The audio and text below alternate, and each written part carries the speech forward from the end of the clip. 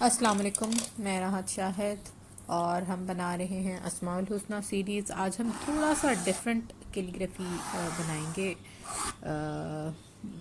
ہم modern calligraphy میں میں نے آپ سے کہا تھا کہ ہم ڈیفرنٹ سٹائلز بنائیں گے، ٹھیک ہے؟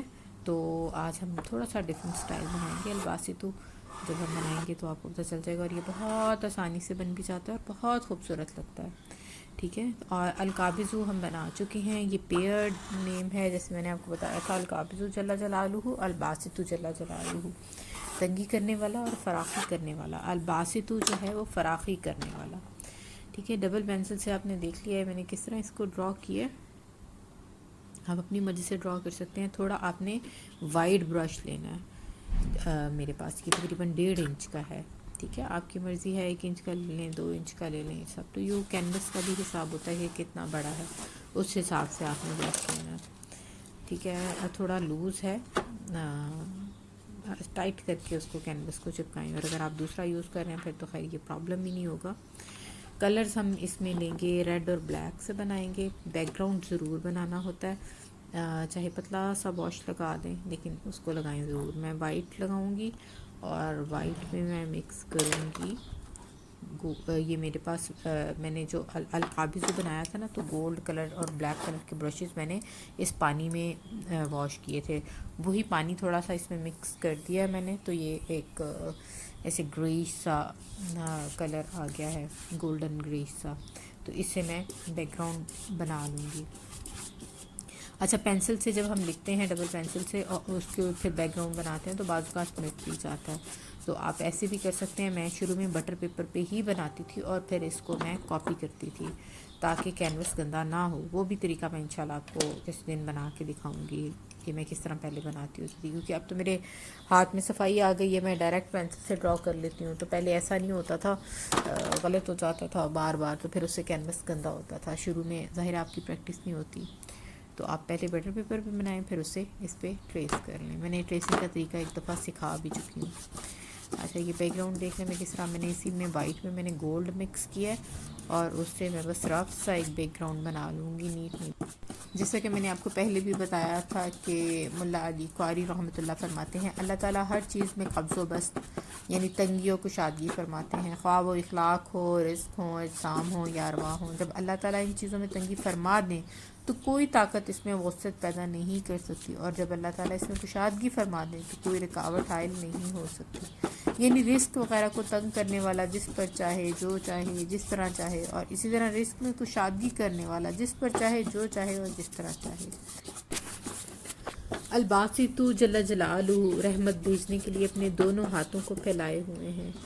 اے وہ ذات جس نے خوبیاں سب پر ظاہر کر دیں اور برائیاں چھپا دیں، اے وہ ذات جو ہر جرم پر گرفت نہیں کرتی اور پردہ دری نہیں فرماتی، اے بڑے معاف کرنے والے، اے سب سے بہتر درگزر کرنے والے، اے بڑی مغفرت فرمانے والے، اے رحمت بھیجنے والے، دونوں ہاتھوں کو پھیلانے والے، اے ہر سرگوشی کو جاننے والے، اے ہر شکایت کے لیے آخری بارگاہ، اے بہترین درگزر فرمانے والے، اے بڑے احسانات فرمانے والے، اے نعمتوں کا دینے والے، اپنی طرف سے ہر نعمت عطا فرمانے والے، اے ہمارے پروردگار، ہمارے سردار، ہماری امیدوں کو پورا کرنے والے، اے ہماری خواہش کے آخری مقصود، ہمارے آقا، میں تجھ سے یہ مدد مانگتی ہوں، اے اللہ میرے جسم کو آگ میں نہ جلانا۔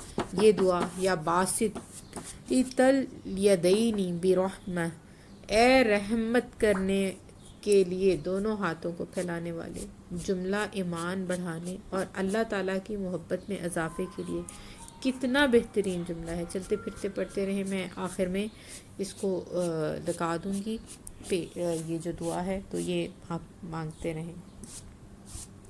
الباسطو جل جلالہ سے فراخی رزق کے لیے ہر وقت دعا مانگتے رہنا چاہیے۔ یہ دعا بھی میں لگا دوں گی آخر میں، تو وہ مانگتے رہیے گا۔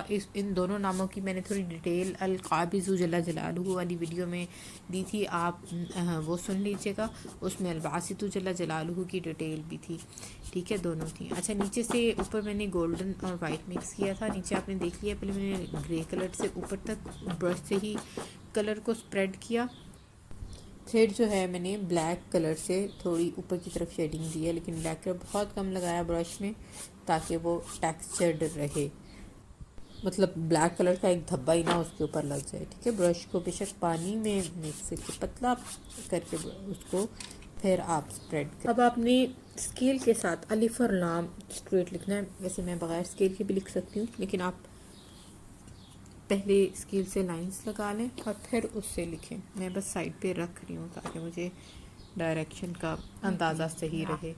اور اس میں میں وائٹ کلر اور بلیک کلر میں نے آلریڈی ڈالا ہوا ہے، ٹھیک ہے، اور اس میں میں اب ریڈ کلر جو ہے وہ بھی نکال لوں گی۔ یہ بلو برڈ کا کلر ہے، بڑا خوبصورت بلڈ ریڈ ہے یہ، میں نے اس میں پانی مکس کیا ہوا ہے تو یہ آلریڈی تھوڑا سا تھن ہے۔ اگر کلر آپ کا تھوڑا تھک ہے تو اس کو تھوڑا تھن کرنا ہے پانی مکس کر کے تاکہ برش سے اچھے سے ٹیکسچر آئے۔ اب یہ دیکھیں ایک سائڈ پہ برش کے آپ نے بلیک کلر لگانا ہے اور ایک پہ ریڈ لگانا ہے اور اس کو اچھی طرح بلینڈ کیا ہے، ٹھیک ہے۔ بلینڈ کر کے تو پھر آپ نے برش اوپر سے، یہ دیکھیں میں جو کینوس جہاں سے سٹارٹ ہو رہا ہے اس کے بھی اوپر سے ٹیپ پہ آ رہا ہے تھوڑا سا، یہ الف ہو گیا، ٹھیک ہے۔ اب جو ہے وہ لام بھی اسی طرح لکھوں گی اور وہ الف کے اوپر تھوڑا سا آئے گا، تھوڑا سا نیچے سے سٹارٹ کیا اور الف کے بیچ میں ہی وہ اس کو مرچ کر کے لکھا ہے، ٹھیک ہے۔ یہ الف اور لام ہے۔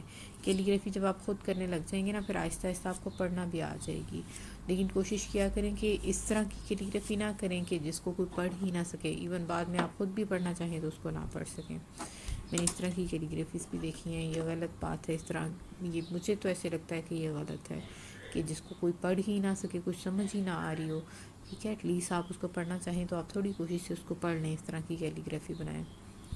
تو ال لکھ لیے، اب بے الف با، با سے تو وہ بھی اسی طرح ڈبل کلر سے ہی میں لکھ رہی ہوں، تو وہ اب آپ دیکھتے جائیں۔ بیسک چیزیں جو بتانے والی تھیں وہ میں نے آپ کو بتا دی تھیں۔ اچھا ہم بات کر رہے تھے الباسط جل جلالہ سے فراخی رزق کے لیے، دعا کے لیے، ٹھیک ہے۔ دعا میں لکھ دوں گی، اس دعا کا ترجمہ یہ ہے کہ اے اللہ تو ہم پر اپنی برکتوں، اپنی رحمت، اپنے فضل اور اپنے دیے ہوئے رزق میں فراوانی اور فراخی نصیب فرما۔ اس ترجمے پر بار بار غور کریں، توحید کو دل میں بٹھانے کے لیے کیسی بہترین دعا آپ صلی اللہ علیہ وآلہ وسلم نے سکھائی ہے۔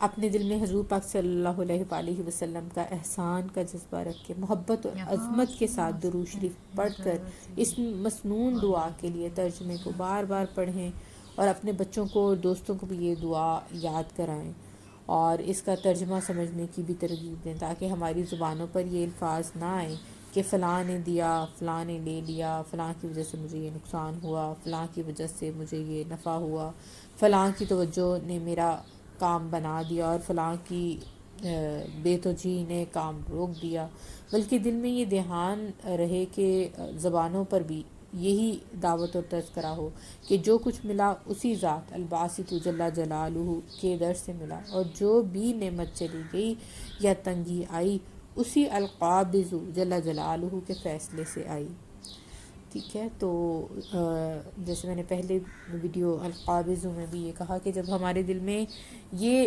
ہمارے دل سے ہی نکل جائے گا کہ کوئی ہمارا کوئی نقصان کر سکتا ہے یا کوئی ہمیں فائدہ دے سکتا ہے تو ہمیں دوسروں سے مانگنے کی جو ذلت اٹھانی پڑتی ہے اس سے ہی ہم بچ جائیں، مطلب ہمیں پتہ ہو کہ بس دینے والی ذات تو اللہ کی ذات ہے، لیکن بس اللہ ہمیں ایسا توکل دے دے تو کیا ہی بات ہے۔ ہم میں سے اگر کوئی 100 لوگ ہیں نا تو ان کے ایک کے پاس بھی ایسا توکل نہیں ہوتا کہ جس کو اس بات کا پورا یقین ہو کہ اللہ نہیں دینا ہے، عزت ذلت سب اللہ کے اختیار میں ہے، کوئی کچھ بھی نہیں کر سکتا۔ تو اللہ ہمیں بس ایسا بنا دے کہ ہمیں اس بات کا پورا یقین ہو کہ ہمارا کام سنوارنے والا بھی وہی ہے، بگاڑنے والا بھی وہی ہے، تو ہمیں دوسروں سے فیور لینے کا جو ہے نا کہ فلاں کی وجہ سے میرا یہ کام نہیں ہوا یا فلاں کی وجہ سے یہ میرا کام ہوا ہے، تو یہ چیز ٹھیک ہے۔ اللہ پاک وسائل تو بناتے ہیں، انسانوں کو ہی بناتے ہیں، لیکن مانگیں ڈائریکٹ صرف اللہ سے ہی۔ یہ دعا پکی عادت بنا لیں کہ بس اللہ سے مانگنا ہے، ٹھیک ہے، اور اس کو اللہ ہمارے حق میں بہتر بنائے۔ اچھا یہ الباسط میں نے لکھ دیا، آپ چاہیں تو اس کو ایسے ہی چھوڑ دیں، میں وائٹ کے ساتھ اس کو تھوڑی 3D لک دے رہی ہوں، یہ دیکھیں ایک لائنس لگا رہی ہوں، اس سے تھوڑا وہ ایسے ابھری ہوئی لک آئے گی وائٹ کے ساتھ، اور اس کا ہم ترجمہ بھی لکھیں گے تو ترجمہ میں تو کے اوپر انشاءاللہ ایڈجسٹ کروں گی، تو وہ بھی دیکھتے رہیے گا کہ میں ترجمہ کیسے لکھتی ہوں۔ یہ دیکھنے میں تو ایسے لگ رہا ہے نا فٹافٹ بن گئی ہے، اس کے پیچھے بڑا ایکسپیرینس ہوتا ہے. تو اگر آپ سے فوراً صحیح نہ بنے تو آپ نے فرسٹریٹ نہیں ہونا، بار بار محنت کریں، بار بار بنائیں، انشاءاللہ بنے گی. اور یہ آرٹ ایسا ورک ہے جو پہلی گو میں، ویسے اگر آپ فرسٹ برش کا اسٹروک ہی لگائیں گے اس میں زیادہ خوبصورت. اگر ایک تو ہوتے ہیں نا کہ بار بار ہم اسٹروک لگا رہے ہوتے ہیں اس کے اوپر، ان کی اپنی خوبصورتی ہوتی ہے، لیکن جو ایک ہی دفعہ کا اسٹروک ہوتا ہے اس کی اپنی خوبصورتی ہوتی ہے، لیکن وہ آپ کو پریکٹس کے ساتھ ہی کرنا آئے گا. ٹھیک ہے، تو اس کا ہم ترجمہ لکھ رہے ہیں. الباسطو کا کیا تھا؟ فراخی کرنے والا. ٹھیک ہے، وہ آپ دیکھ لیں، میں وائٹ کلر سے لکھ رہی ہوں، تو وہ آپ نے جیسے ایڈجسٹ کرنا ہو کر لیں.